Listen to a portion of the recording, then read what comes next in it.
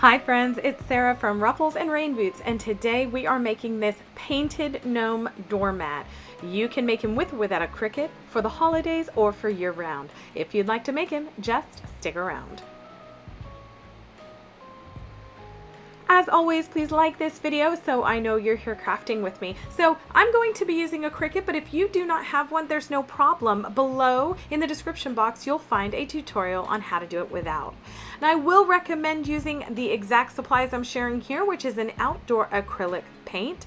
I am also going to recommend that you absolutely do not use the sponge daubers and stick with a hard bristle stencil brush because we need it to push the paint into the coir mat.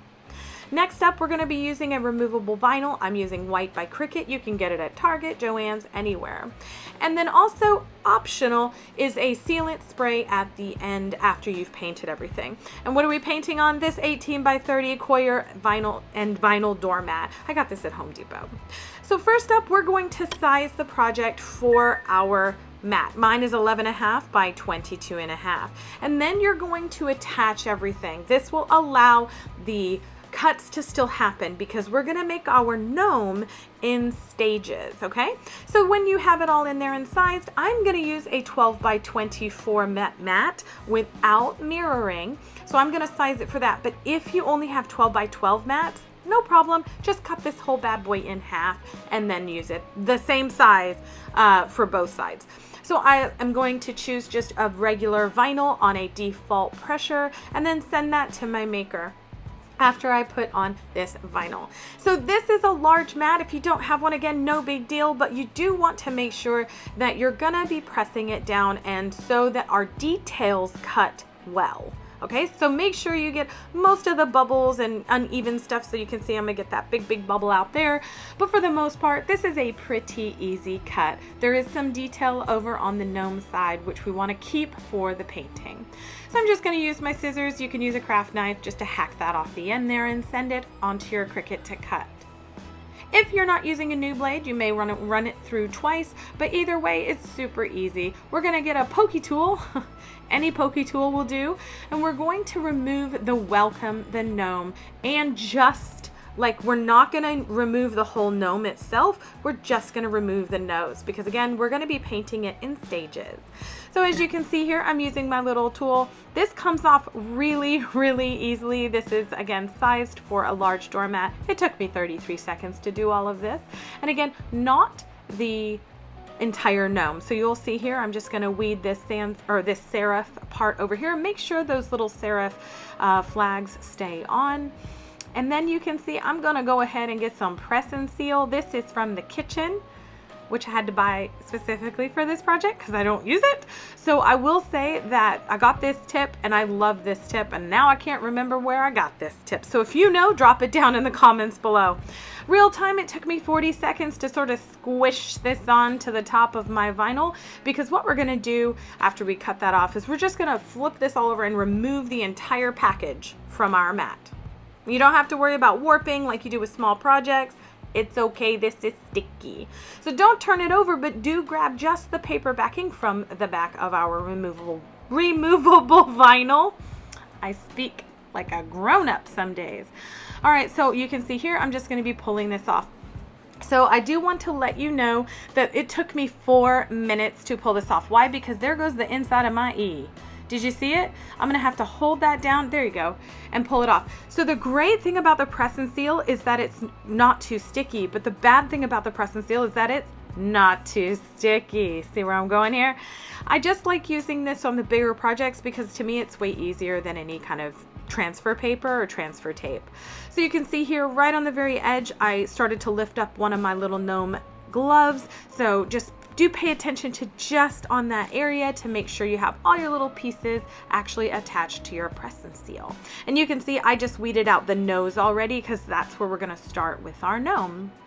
Before we start, do grab a lint brush and just get anything you can off the coir mat, and then go ahead and position your big entire stencil. And so I'm going to grab a tape measure to make sure that I have it sort of even, mostly even.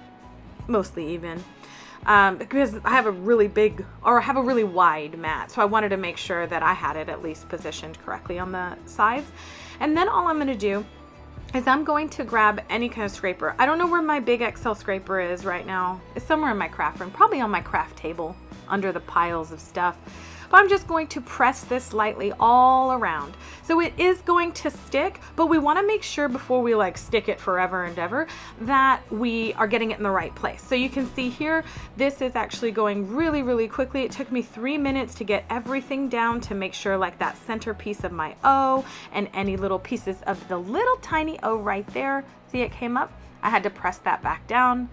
And now that I have it, now I can, like, now that I have the press and seal off, I can stretch out this one left corner and make sure everything is down.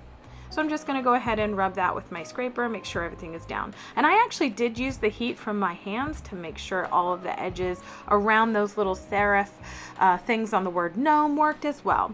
So you can see I'm going to get a little bit of tape and my stencil brushes in various sizes, and I'm going to get to work.